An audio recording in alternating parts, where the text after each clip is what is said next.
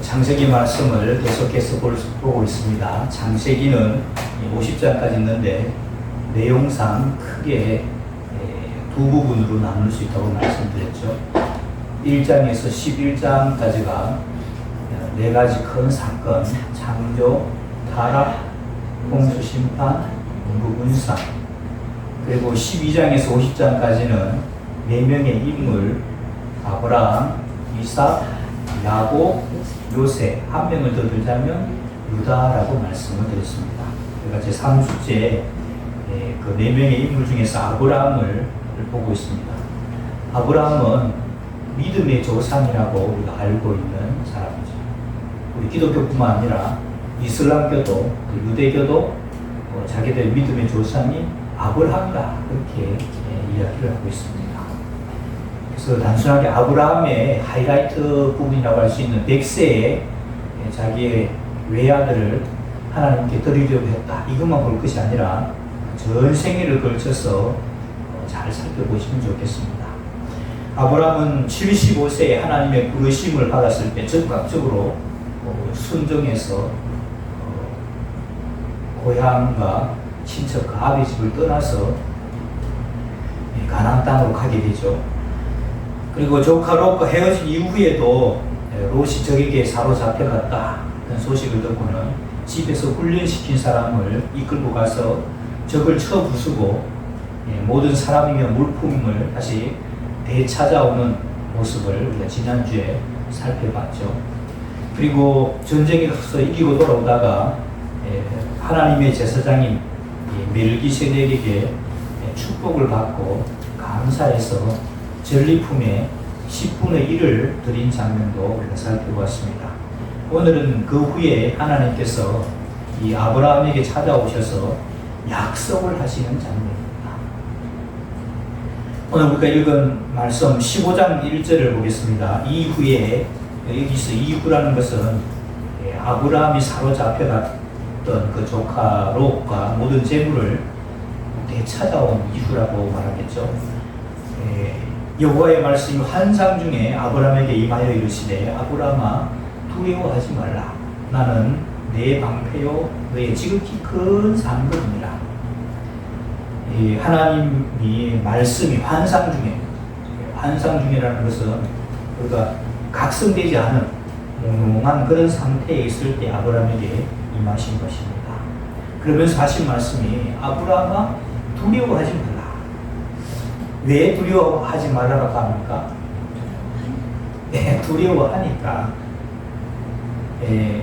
두려워하니까 하나님께서 두려워하지 말라고 하는 겁니다. 그러면 왜 아브라함이 두려워하고 있었을까? 한 두 가지 정도로 한번 생각해 볼 수 있겠는데, 첫 번째는 하나님께서 나타나시니까 두려워했다고 생각할 수가 있습니다. 신이 인간에게 나타나게 되면 사람은 두려워할 수 있게 되죠. 실제로 이런 구약시대 때는 하나님을 직접 보면 죽는다고 생각할 정도였습니다. 그래서 하나님을 보면 그냥 아이고 난 죽었다 그렇게 생각할 정도였습니다. 신이 인간에게 나타나니까 두려워할 수 있겠다. 그걸 보고 하나님께서 두려워하지 말아라 라고 말했을 수도 있다는 것이죠. 그리고 두 번째, 우리가 이런 앞장에서 아브라함은 이 엘람 왕 그돌라오멜, 이렇게 기억나시는지 모르겠어요. 엘람 왕 그돌라오멜과 그 연합군을 급습을 해서 기습을 해서 이제 전쟁에서 이겼지만 만약에 그 사람들이 보복을 하려고 군사를 이끌고 와서 쳐들어오면 어떡할까? 이런 두려운 마음이 안 들겠어요. 그 사람들은 연합군들이었고 그 사람들이 마음만 먹으면 언제든지 쳐들어올 수 있잖아요. 우리가 지난번에는 급습을 당했는데 이놈들 가만 놔주지 않겠다 하고 쳐들어오면 큰일이지 않겠습니까? 그래서 아브라함이 두려워했을 수도 있는 것이죠. 아무튼 아브라함이 두려워하니까 두려워하지 말라고 합니다. 그럼 두려워하지 않는 건 굉장히 중요합니다. 고양이가 있고 쥐가 있으면 아무리 덩치가 큰 쥐라도 고양이가 꼼짝을 못합니다. 왜 그럴까요? 두려워하니까 몸이 굳어버리는 겁니다. 우리도 여러분이 살아가면서 두렵게 되면 아이디어 뱅크가 문을 닫아버려요. 생각이 떠오르지 않는 겁니다. 그러니까 두려워하지 않는 게 굉장히 중요한데, 이러면 성경 말씀에 열심인 사람들이 있는데 성경에 두려워하지 말라 또는 무서워하지 말라 라는 말씀이 몇 번 나오는지 세어봤다고 합니다. 저는 안 세어봤는데 그분들의 이야기를 들어보면 세어보니까 366번이 나왔다는 겁니다. 그런데 그 해석이 더 좋습니다. 1년이 365일인데 매일 두려워하지 말아라 하는 것이죠. 그럼 왜 366번이냐? 지구가 여러분 태양을 한 바퀴 도는 것, 이걸 여러분 공전이라고 그러죠. 이 공전 주기가 이제 그걸 우리가 기준으로 삼아서 1년이라고 하는 겁니다. 그런데 1년이 딱 365일로 떨어지는 게 아닙니다. 365.25하고 그 밑에 소수 계속 나갑니다. 그래서 이제 4년에 한 번씩 이 소수점 이하로 떨어진 그 시간들이 모여서 하루가 됩니다.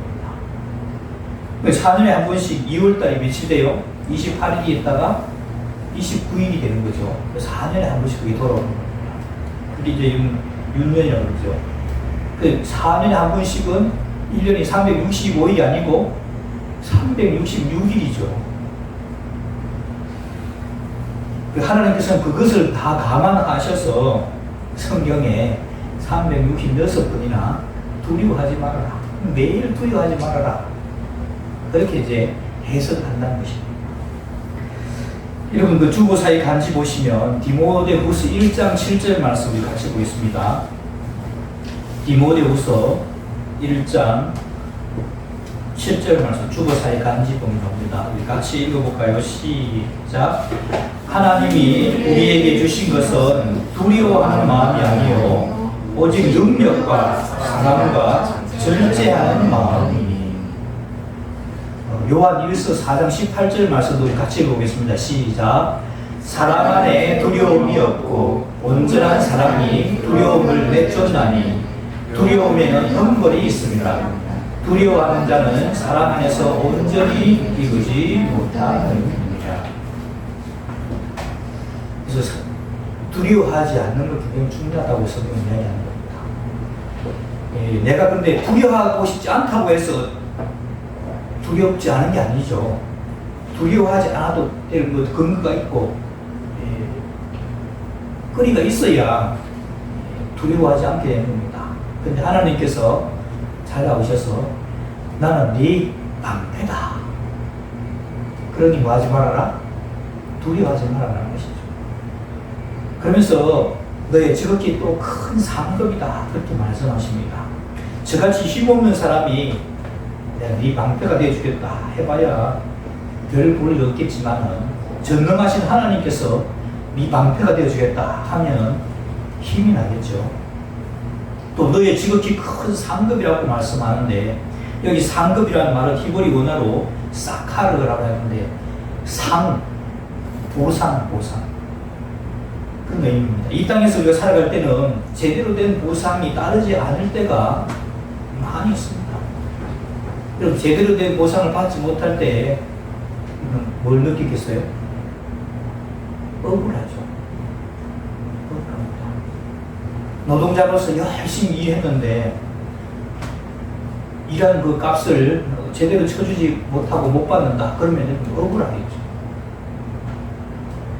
의롭게 믿음으로 성실하게 사는데 잘 안 되는 사람이 있는가 하면 악독하게 다른 사람을 못 살게 굴고 하는데도 잘 되는 사람이 있습니다.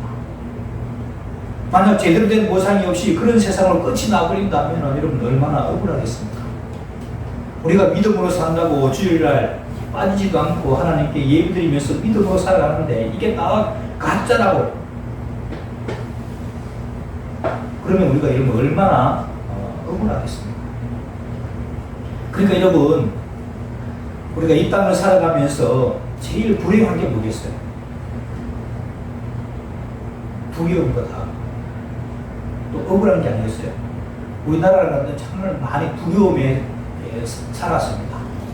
주변 나라들 다 강대국이죠.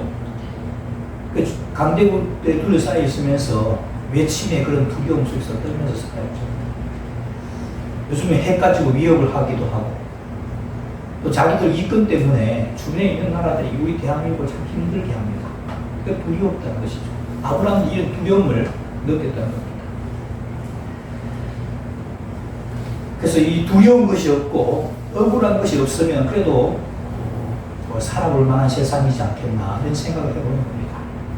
수해가 나서 사람이 죽고 실종이 되었는데 군대에 있던 그 병사들이 군지관, 지휘관의 명령을 받아서 들어가면 위험하다고 하는데도 들어가서 수색을 한다고 하다가 급물살에 휩싸려서 죽었습니다. 억울하지 않습니까?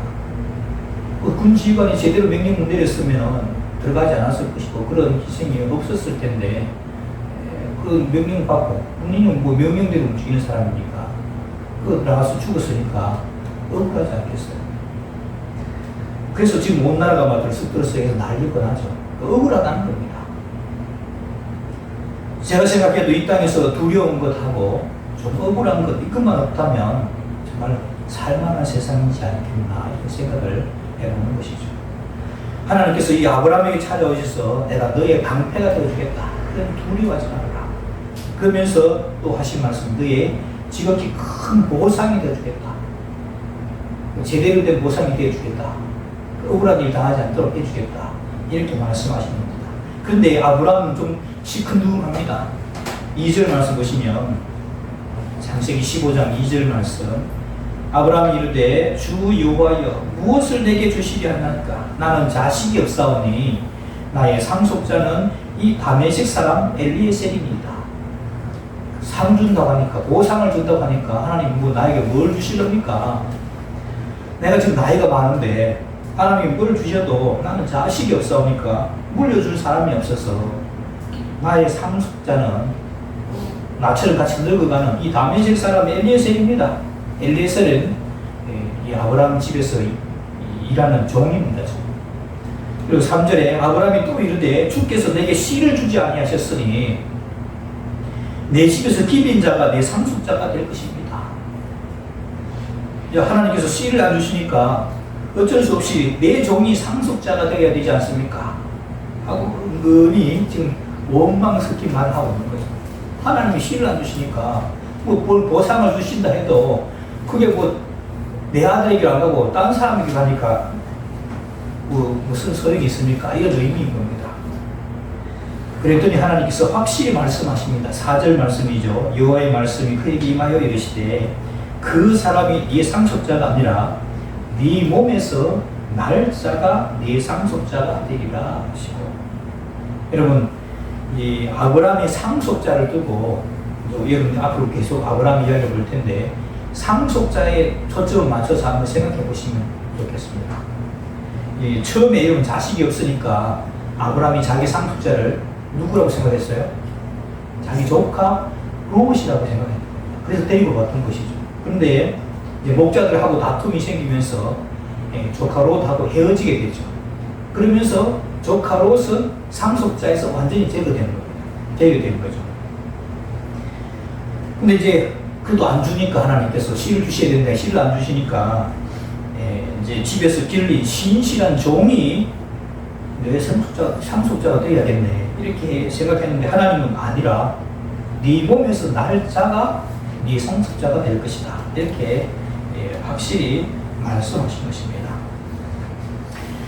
5절 말씀 보겠습니다. 5절 말씀, 그를 이끌고 밖으로 나가 이르시되 하늘을 우러러 무뼈를 셀 수 있나 보라. 또 그에게 이르시되 네 자손이 이와 같으리라. 하나님께서 아브라함을 이끌고 밖으로 나와서 하늘의 별들을 보이시면서 저 별들 다 세겠냐? 내 자손이 이와 같을 것이라 말씀합니다.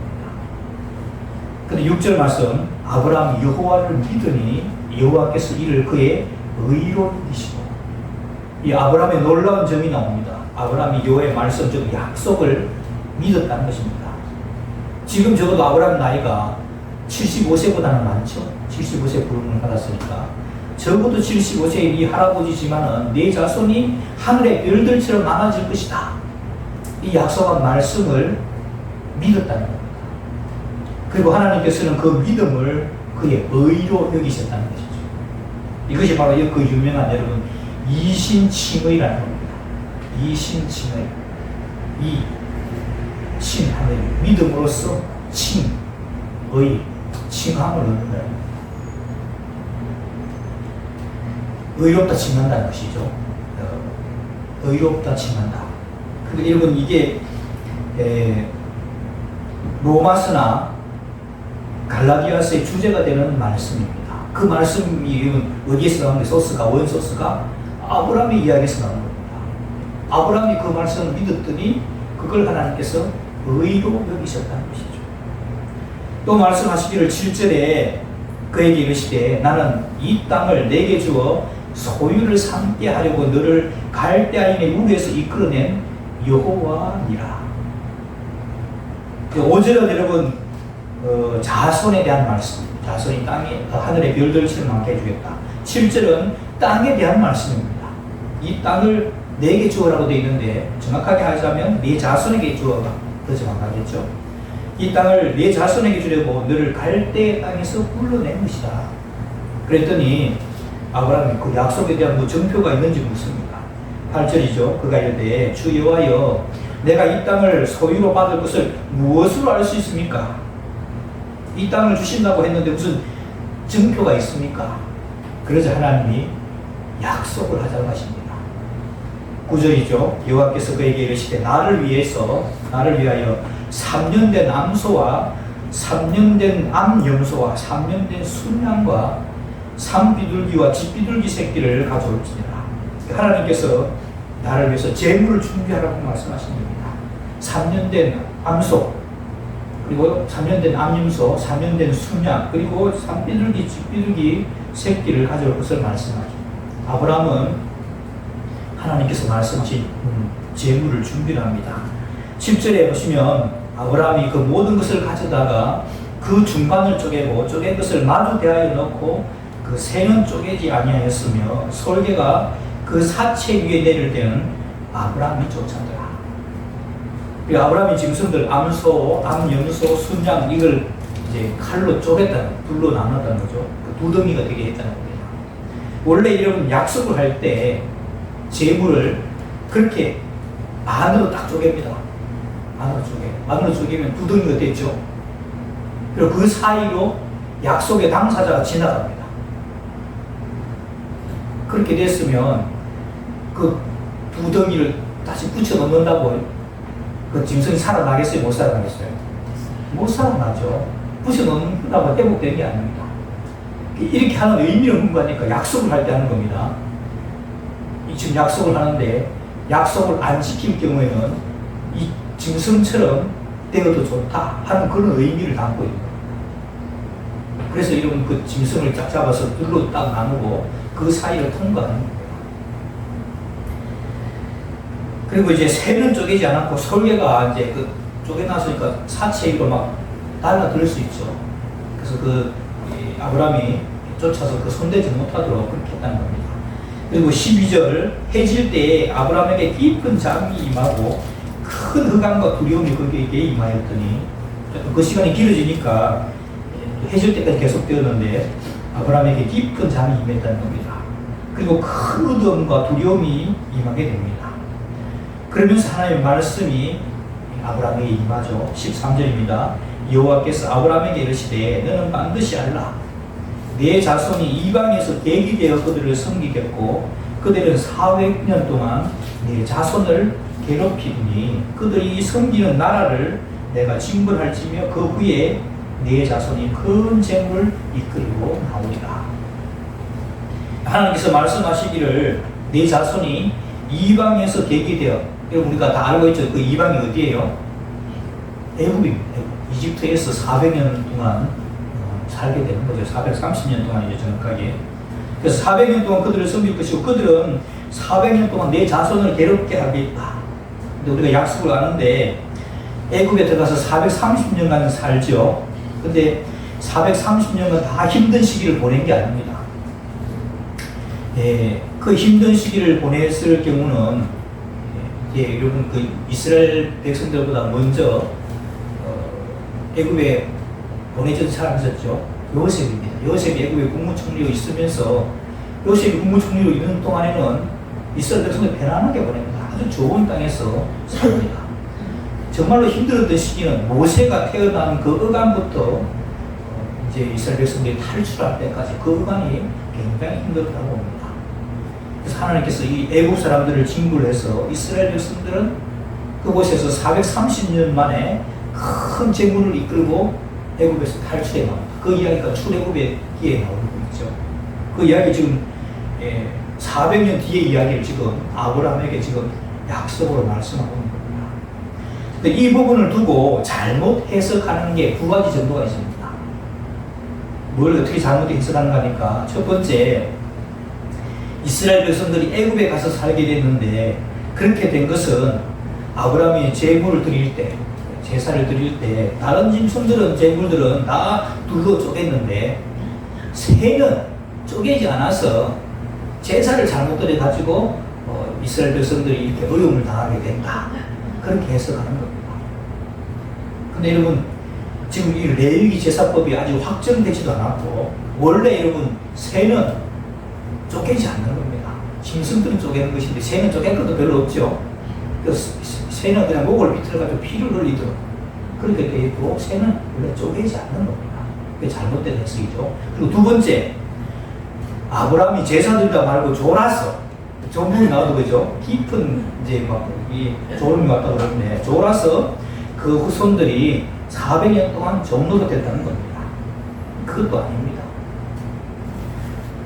예비 시간에 졸을 수 있어요, 없어요? 졸면 돼요, 안 돼요? 졸면 안 되겠지만은 어제 저녁에 밤샘을 해서 한숨도 못 잤어요. 그럼 와서 졸 수 있죠. 그렇다고 400년간 종로를 하고 그러면 안 되잖아요. 근데 물론 이제 상습적으로 졸거나 자면 문제가 되겠죠. 그런 사람도 있어요. 땅에서 목사님이 예배 시작하겠습니다. 그러면 그때부터 졸기 시작했고, 아니면 설교 시작하면 그때부터 졸기 시작해가지고 찬송가 할 때 되면 또 깨어나는 사람이 있어요. 그런 사람도 또 있습니다. 잠이 오는 것은, 예배 시간에 잠이 오는 것은 토요일 밤에 제대로 자지 않았기 때문에 주일날 예배 시간에 조는 것입니다.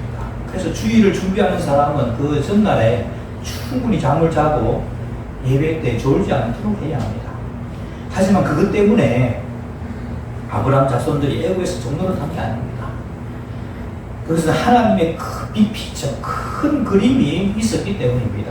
그 말씀이 15절에 나오죠. 너는 장수하다가 평안히 조상에게로 돌아가 장사될 것이요 네 자손은 4대 만에, 여기 4대라는 게 이제 우리는 한 대를 지금 한 30년을 잡는데 이 아브라함 당시에는 좀 오래 살고 했으니까 한 대를 100년 정도 사는 걸 생각합니다. 그래서 4대 만에 이 땅으로 돌아오리니 이는 아모리 족속의 제약이 아직 가득 차지 아니함이니라 하시더니.